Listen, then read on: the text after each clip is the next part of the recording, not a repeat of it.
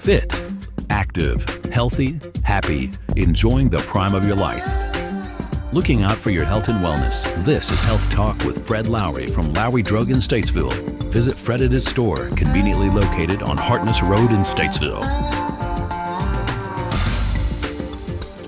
Good afternoon. This is Fred Lowry, pharmacist in natural medicine of Lowry Drug, and this is Health Talk, exploring the facets of your health and keeping you up to date and informed. This episode was pre-recorded for January the 30th, 2026. This program is intended to share knowledge and information based on my research and experience. It's not intended to offer individual advice, nor does it replace a one-on-one relationship with a qualified healthcare professional.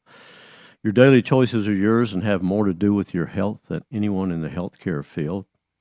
My hopes are that this show will empower you with knowledge to take a more proactive approach to your health. Some of my sources include, but are not limited to, various health feeds such as Epic Times, Mercola, Children's Health Defense, PubMed, and various Substack posts. We've got a good show for you today, I think. A lot of good information, particularly coming up later. A talk that Dr. Joe Dispenza did related to really, I think, how to make change in your health and your life, and but particularly around your health. So one of the things that I feel like this program may be helpful for is the education, the knowledge part of it, so that you'll understand why it's important to maybe make changes. But I've also been sometimes puzzled about individuals' inability to make changes, and I can include myself in that at various points in my life. So it's not like I was perfect or am perfect at that. But before we get to that, in the news, the United States has officially withdrawn from the World Health Organization, completing the process January 22nd. So the reasons for the withdrawal, their alleged mishandling of COVID-19 pandemic, which I do agree with that. I feel like that was mishandled on many levels, particularly a response in the perceived China-related part, but that's, to me, a sidelight from a lot of the other things. But the agent's failure to implement reforms and under alleged political influences from member states. Apparently, there's not been a single American who has ever served as the WHO director, despite the U.S. being the largest funder of that. So they do face major financial crises, including reducing their staff, and supposedly the U.S. will lose access to critical global health data, including early warnings on pandemics and inputs from flu vaccine development. Some public health experts call this move scientifically reckless. So they do hope that maybe the U.S. will rejoin that. I think it's probably reckless, in my opinion, to allow them to continue to be in charge of pandemics. And you may remember that at one time they wanted a exclusive on and for the U.S. government to sign on to that if any pandemic was declared, they would be strictly in charge. So the U.S. would lose its sovereignty in making decisions about what was to take place in the event of that. So personally, I think it's a good move and probably long overdue.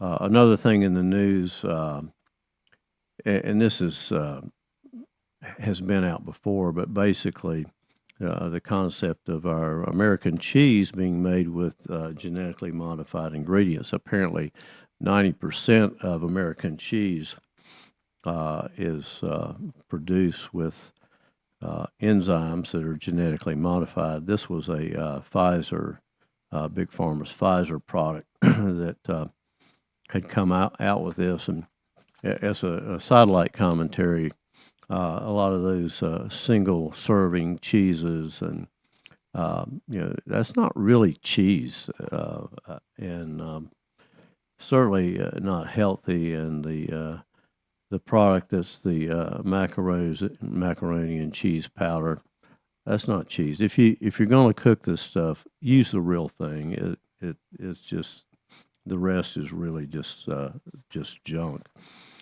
This product is renin, which is used to coagulate milk and make cheese. And so Pfizer engineered this product in 1990. It was an enzyme splicing in bacteria, yeast, and mold, and basically these genetically modified microbes are then used in fermentation tanks, enzymes for to avoid having to use renin, which has been the traditional enzyme, and so renin is actually made from calf's the stomach of a calf as the process. So perhaps this is a cost cutting situation that really improves the manufacturing process, but not necessarily the quality of the product. This product was labeled as generally recognized as being okay, but the testing on it was fairly sparse. It was, I think, a 1 to 3 month test on laboratory animals in terms of long-term harm. And I can tell you that there are a lot of people out there that have issues with dairy products.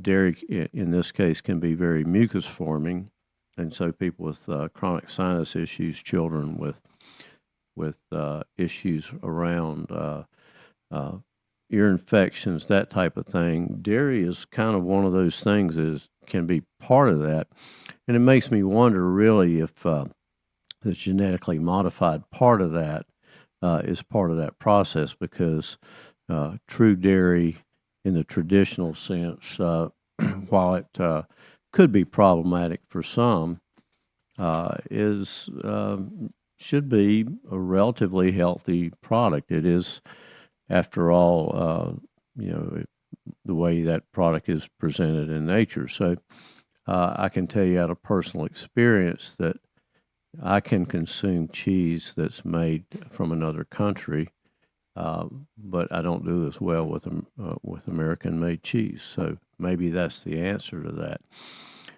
We're going to come up on part of a thing related to addictions in the next segment, and we basically all have addictions. It could be coffee, sugar.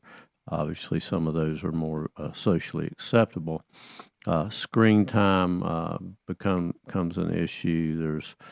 There's all kinds of things that we traditionally think about as being addictive. One of the big things and focuses now is children being put in front of devices or YouTube programs, more or less as babysitters, and how that's impacting them. Stay tuned for more. This is Fred Lowry, and this is Health Talk.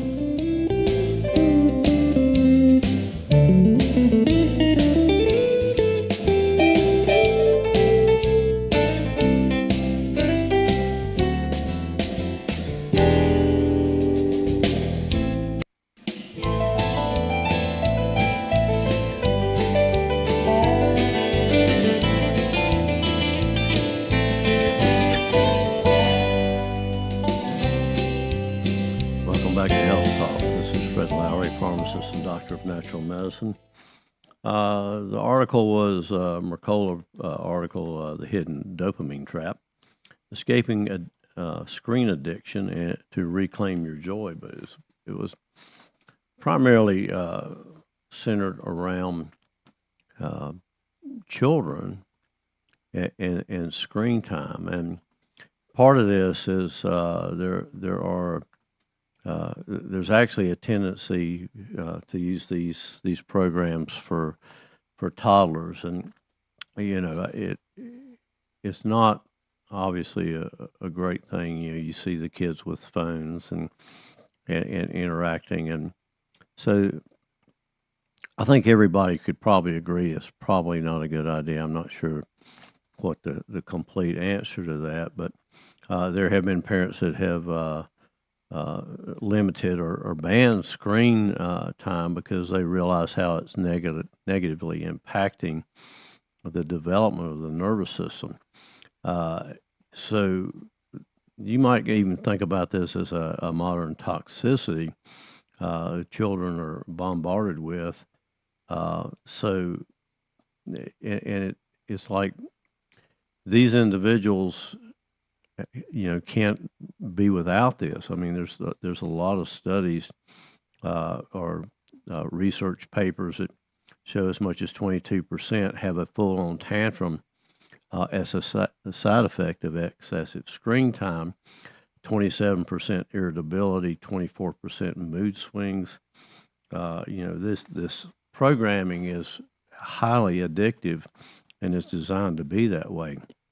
One survey showed that 67% of parents feel fear that losing the time with their children primarily to the screen addiction. 2025 Common Sense Media Census states that 25% of parents use screen media to help their children calm down when they're upset. 17% report their child uses mobile devices as a self-soother. One of the forums talked about this program, Coco Melon. It's a video that basically flashes about 2, 3, 4 second little clips, and they do that because that's keeps children's attention. But there's also something now called the Coco Melon tantrum, where there's explosive tantrums when the program is shut down. So programs of older shows, Sesame Street, Dr. Rogers, that type of thing, had a much slower processing speed for these children. So online reports from parents apparently surged after 2015 as YouTube Kids content shifting from to being optimized for toddler viewing. So that's kind of interesting, I think, what happened to building blocks, etc. So these modern shows showed rapid cuts, 1 to 4 seconds, overstimulating the brains, making it hard to sustain focus on slower tasks. A 2011 study exposed 4-year-olds to 9 minutes of fast-paced SpongeBob versus a slower-paced drawing show, and the fast-paced attention obviously kept those children engaged. So it's certainly an issue. So the YouTube channel, and I don't. This is part I don't understand. One of the things that they want to do is maximize watch time for these young children. Obviously, they're not necessarily consumers unless they're adults that are sitting there with them.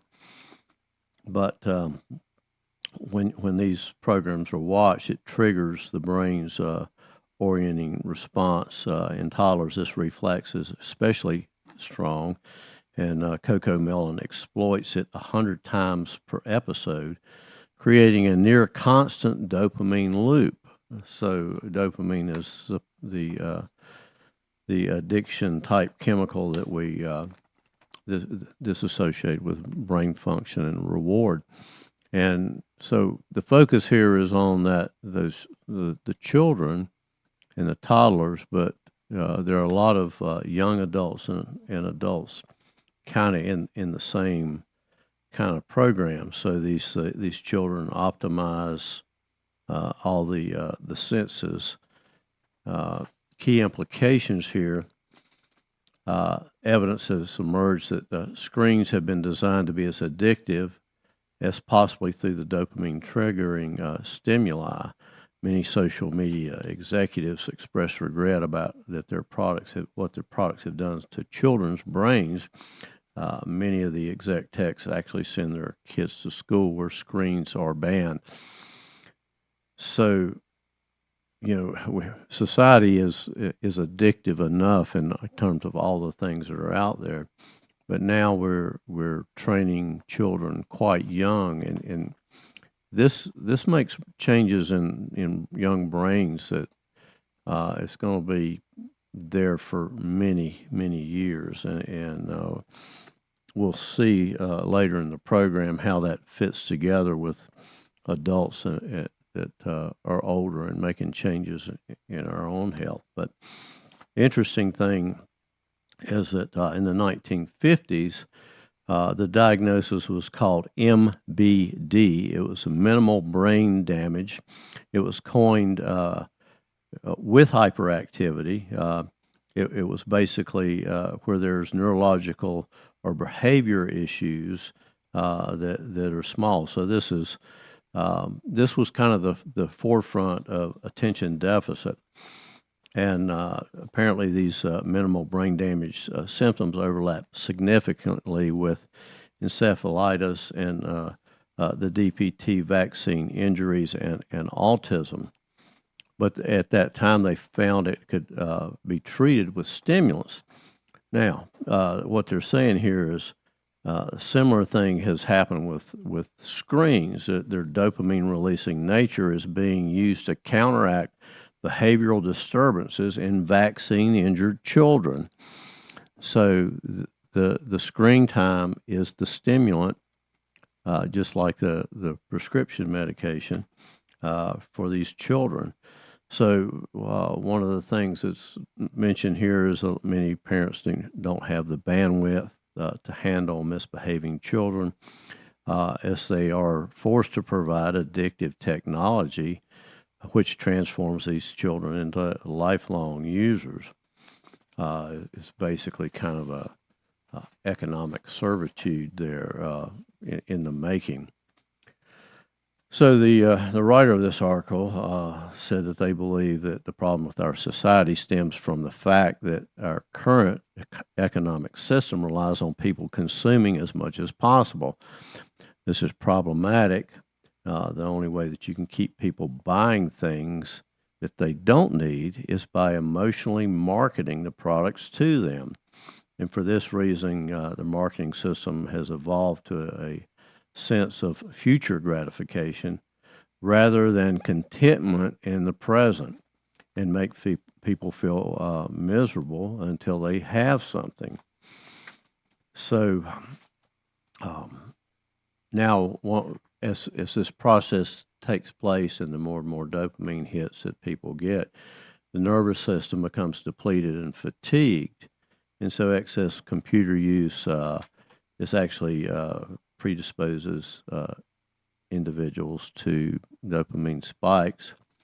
And so now they need more and more stimulation for this stuff to register. So our society not only continually conditions us to seek strong dopamine-producing stimuli, but also continually depletes and injures our nervous system. So basically, you can include all electronic media in this. It unnaturally influences you, and frequently use similar techniques to stimulate these dopamine spikes. This writer talked about when he was a teen, he or she, I'm not sure which, using processed sugar. They learned it was bad for them and decided to quit eating it, and went through actually a withdrawal process where they had dreams about accidentally eating sugar and all kinds of different things relative to that. But it happened to be a classic withdrawal from an addictive substance. Once the individual hadn't eaten the substance for a month, no longer had the desire to consume it.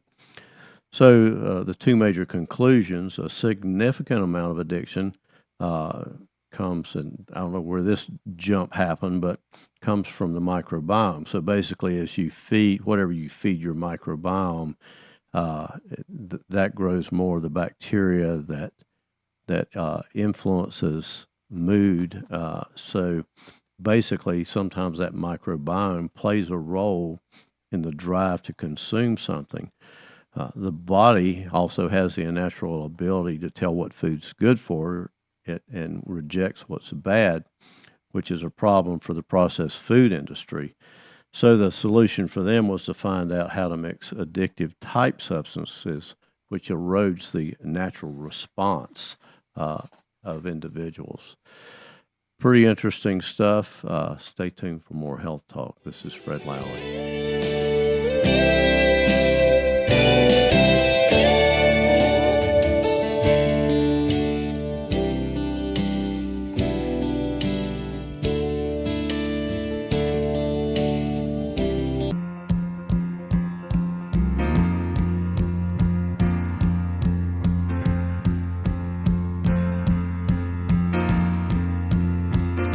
Doctor, my eyes have seen the years and the slow parade of fears without crying. Now I want to understand. Welcome back to Health Talk. I have done Lowry Drug on Harkness Road in Statesville was established in 1959. We are a traditional family pharmacy with a state-of-the-art compounding laboratory. We offer a full line of medical equipment and supplies, including CPAP, scooters, lift chairs, and oxygen. We have a full line of supplements, nutritionals, herbs, essential oils, homeopathics, and more. Come see us. We have a lot of very innovative products, too, that to improve your health situation.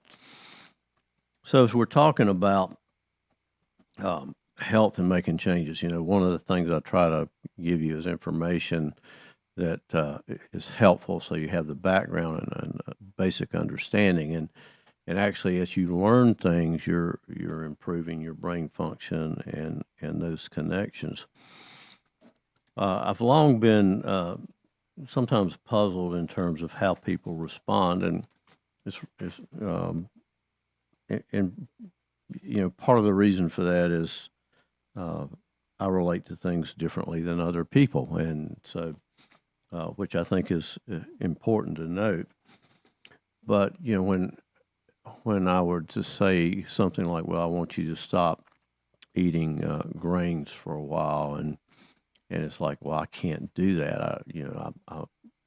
It's just sometimes it's what will I eat? Well, there's so many other things to eat. There's meat and vegetables and fruits and other things. So sometimes when you're presented with something in terms of making a change, we basically kind of programmed ourselves in such a way that it's almost unfathomable to be able to make that change.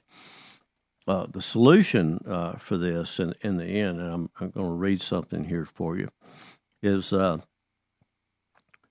hardest part of the whole program is making time for change. And so many people make time for change when they kind of hit the wall. They have to do something. They get a diagnosis or something happens in their life, and that's where they go, okay, this is not working. This is really not working. I've got to make a change in my life. I ran across this presentation by Dr. Joe Dispenza. I had the pleasure of meeting this doctor at a health conference many years ago, probably even 20 years ago. He was a chiropractor originally, but became a neuroscientist. He's an author, a very well-known speaker in the field of neuroscience, epigenetics, quantum physics, focusing on the mind and body connection in personal transformation. He's written many books, one called Evolve Your Brain, The Science of Changing Your Mind, another one, Breaking the Habits of Being Yourself, How to Lose Your Mind and Create a New One. Interesting title. But this, I found this explanation a very good one, and I think I'd kind of been looking for this. This is about 11 minutes, so it's going to go over into our next segment. And he starts off with, how many people in this audience actually believe in the idea that the way you think has some effect on your life, that your thoughts create your life? Do you believe this? So many people here actually woke up this morning and did the same things that they've always done. The question is, how many woke up in the morning and sat down and said, and consciously created how their day was going to look? And the answer he comes up with is the biggest reasons that people don't actually create their day is that you don't really believe that it's true that how you think affects your life. You see, if you knew this on a gut level, if you really truly believed it, that it was absolutely true, would you ever miss a day? Would you ever let any thoughts slip by your awareness that you did not want to experience? So your brain, according to neuroscience, is organized to reflect everything you know in your life. Your brain is a record of your environment, an artifact of your past. So if you believe this, that related to your environment now, does your environment control your thinking, or does your thinking control your environment? So that's kind of important. Some of this gets kind of heady, but I'm going to repeat that. So if you believe this, does your environment control your thinking, or does your thinking control your environment? So if you wake up in the morning and you get out of bed in the exact same side as you did the day before, you shut the alarm clock off with the same finger, you slip into your favorite slippers, you shuffle into the bathroom and use the toilet like you always do, you walk over to the mirror and you look at yourself to remember who you are. Then you get in the shower and wash yourself in the same routine. Then you groom yourself to look like everybody else expects you to look. Then you go downstairs and drink coffee out of your favorite mug. You drive to work the same way you did before. You see the same people that push the same emotional buttons. You do the exact same thing that you know how to do and you memorize and can do so well that you're an expert at them. You hurry up and rush home so that you can hurry up and check your email, so you can hurry up and go to bed, so you can hurry up and get up and do it all over again. Here's the question. Did your brain change at all that day? We could say that you were thinking the same thoughts, performing the same actions, creating the same experience that produced the same emotions, but secretly expecting something to change in your life. How about that? We want things maybe to change, but we just keep doing the same things over and over again. Would you agree that as the environment turns on different circuits in your brain, that you begin to think equal to your brain as you see the same people and go the same places and do the same things at the same time? It's the external environment that's turning on different circuits of your brain, causing you to think equal to everything that you know. And as long as you think equal to everything that's familiar or known to you, what do you keep creating? More of the same life. Now, he says the quantum law is still applying to you. Still applies to you. You're just thinking equal to everything that you know, and everything you keep creating is the same. Now, the quantum physics would be a long discussion. There's many aspects of that that's outside of this show, but basically this quantum mind or quantum consciousness he's referring to is the proposal that classic interactions mechanisms, there's just not enough there to explain consciousness, that there's more to it than that. So basically, to truly change is to think greater than your environment, and every great person in history knew this. They all had a vision. They had an idea. Obviously, it was in their head. They didn't necessarily see it right away. They couldn't smell it. They couldn't taste it. Couldn't actually feel it, but it was alive in their mind. So it was alive. It was so alive in their mind that they began to live it as if the reality was actually happening now. So can you believe in a future that you can't see, experience with your senses, yet you've been thinking about enough in your mind that your brain is literally changed to look like the event has already happened? Neuroscience says that's possible, and we're going to talk about more of that when we come back on Health Talk.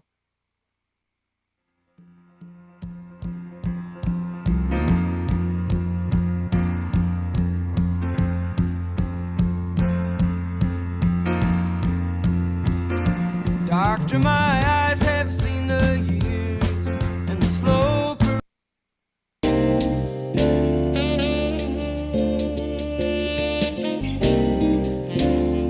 Welcome back to Health Talk. You may be wondering by now, why is all this important? And part of it is really quite simply that there are many of you out there that know there are things you want to change, but we keep doing the same things over and over again. We were just programmed, if you will, to do that. And it gets back to how your brain's wired. There was a book a number of years ago that came out called The Secret. Some people liked it, some people didn't. It was basically, the concept was, if you think about something that you want, if you focus on it, if you give your attention to it, let's just say improving your health or improving your diet, then it actually changes the brain chemistry. Because if you think about it as if it had already happened, and you experience the feelings rooted in the body that makes it so it actually is changing your brain. So we're talking about neuroplasticity here, the connections in your brain and all the complexity of that, the neurotransmitters that create all the feelings and the emotions and the chemistry of your body.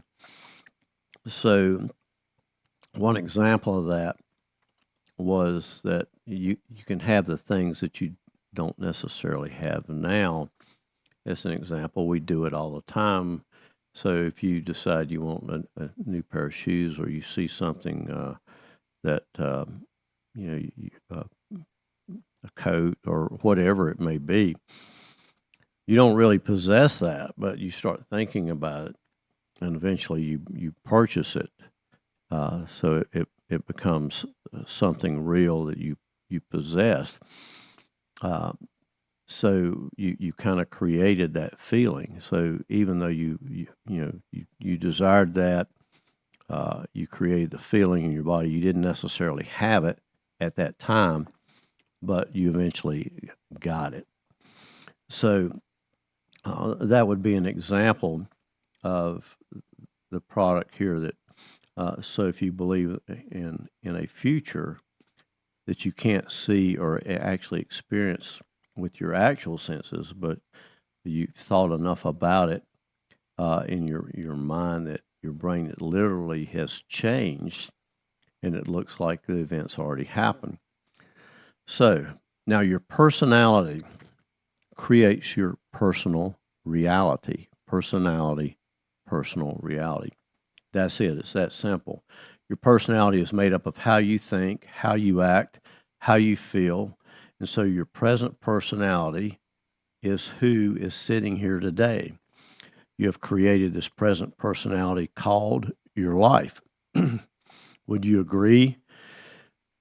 Would you also agree that if you wanted to create a new personality or a new personal reality, that on a fundamental level, you would have to change your thoughts that you're thinking, the behaviors and the habits that you're demonstrating, and the emotions that you have memorized that's become part of your identity.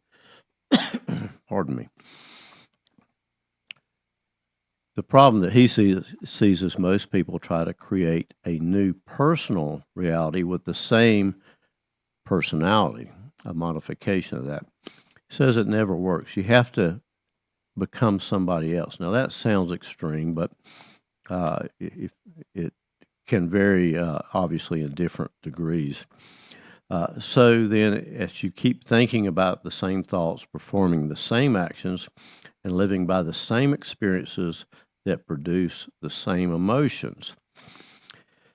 There's a principle in neuroscience that says nerve cells that fire together wire together. So if you keep repeating the same states of mind over body, or the same states of mind and body over and over again, your brain begins to fire in the same sequences. It's the same patterns, the same combinations. And whenever you make your brain work in a certain way, that is called mind.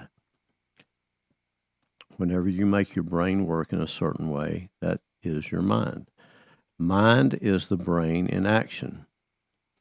So, as you remind yourself every day who you think you are, you're causing your brain to fire in the same exact ways.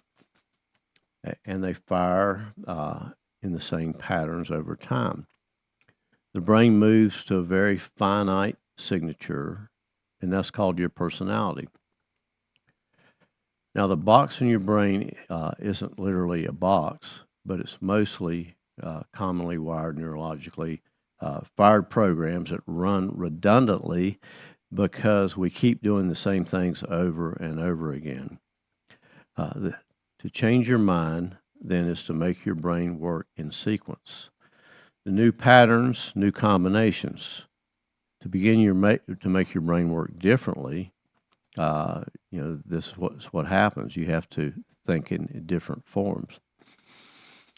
The one ingredient that allows us to do this is knowledge or information, because every time you learn something new, you make a new connection in your brain. And that is what learning is. Learning is forging a new connection. Remembering is maintaining or sustaining those connections. So here we hopefully have knowledge in this program. This aspect of the program is knowledge. So in thinking about this, you're actually making new connections in your brain. And hopefully you'll remember this and be able to sustain some of those connections. And then the next time you focus on your health, then you'll maybe understand a little bit more about what's going on here. So every time you have a thought, you make a chemical. It's called a neurotransmitter. If you have a great thought or an unlimited thought or a joyful thought, you turn on a set of circuits in your brain that fires in a very specific sequence, pattern, and combination that produces a level of mind that turns on another part of the brain that makes another chemical. And then you begin to feel exactly the way you were just thinking. Great, unlimited, or joyful. If you've listened to this program before, we talk about hormone integration, and good thoughts create good feelings in the body. The mind connection is rooted into how the body feels. Now, if you have a negative thought or an unhappy thought or a self-depreciating thought, you turn on a different set of circuits. It's a different combination, a different sequence, and a different pattern that produces a level of mind. And the brain begins to make a different batch of chemicals that signals the body for you to begin to feel exactly the way you were just thinking: negative, unhappy, unworthy. So the moment you begin to feel the way you think, because your brain is in constant communication with your body, you begin to think the way you feel, which makes more chemicals for you to feel the way you think and think the way you feel. So you keep doing this, and then you reach, you do it in your 20s, 30s, 40s maybe. And all of this is kind of self-reinforcing, because when you try to make a health change, then and you're unsuccessful, we feel bad about that, or some of us do. You might even call it practice, and I've been told that with a lot of addictions, relapse is part of the process and the learning process. So obviously, these feelings of unworthiness just feed that same mind-body connection. So now the redundancy of the cycle over time creates what is called a state of being. State of being is when your mind and body are working together, or your thoughts and your feelings are aligned to a concept. So thoughts are the language of the brain, and feelings are language of the body. And as people get caught up in this cycle of thinking and feeling over time, they condition their body to memorize the emotion, so as well as that conscious mind.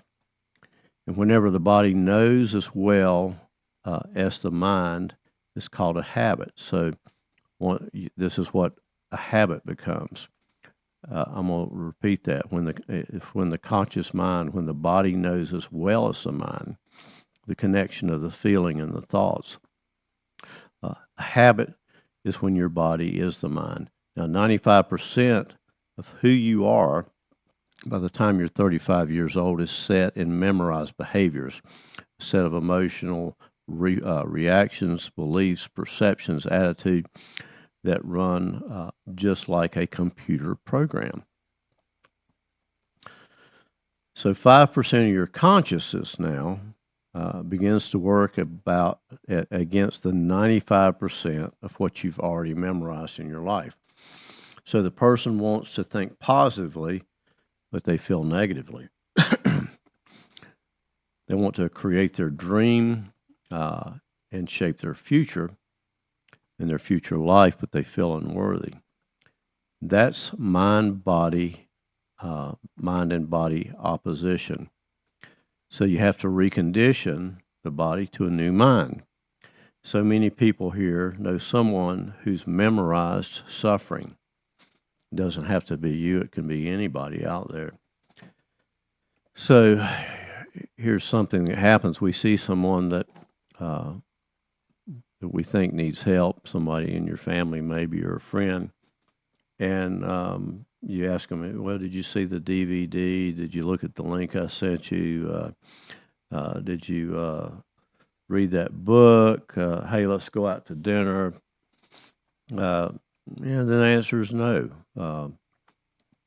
What are they saying? I'm insisting on this neurochemical order that no person, no thing, no experiences can move us from it. And so, we look from the outside in thinking, these individuals are not changing, and we think that we know so much better. And at the same time, we probably, and we have our own issues that we could improve on. And I would say to that, the way you make change in other people really is to change yourself and setting that example. So here we are going back to that quantum physics things and that field, or whatever you want to call it. So the things that you think, your mind, or whatever you want to call it, responds to who you're being, not to what you're thinking, not to what you're feeling, but the combination of how you're thinking and how you're feeling is called a state of being. Most people wait for what critics or wait for a particular crisis or a trauma or disease or a loss to make real change. They wait to the point where their ego is brought to such a low level that they cannot go on this business as usual. And so that's when they start thinking about how they're thinking and what they believe and how they act and their attitude and emotions that they're living by. My message here, and this is Dr. Dispenza's message and mine as well, but he says, why wait? We can learn and change in a state of pain or suffering, which tends to be the way our human model reacts, or we can learn and change in a state of joy and inspiration. Now, the hardest part about this whole thing is making the time to do it. I think the first thing, obviously, is becoming aware of it and understanding it with that educational piece, but it's making the time to do it. That's it. And for those that think that they can't do it, for the things that you truly want to do in your life, you're able to make that happen. I guarantee you. So if you look at it as from the standpoint, I'm not sure I'm able to do that, or I'll try. Trying gives you an excuse for failure, because you can always say, well, I tried, couldn't make it happen. It's really about doing. It's about focusing on your goals, doing the things to improve your health. Obviously, that's an issue in this country, and everyone out there can definitely make improvements. So sit down, write it down, focus on it, focus on what you want, and then come up with a little bit of an action plan. If you need help with that, I do consultations, and my success in that is really dependent because the people that I talk with are ready to make that change. You can do it without me, though. Use the tools that you have. Thank you. I hope you have a great weekend. Listen next week.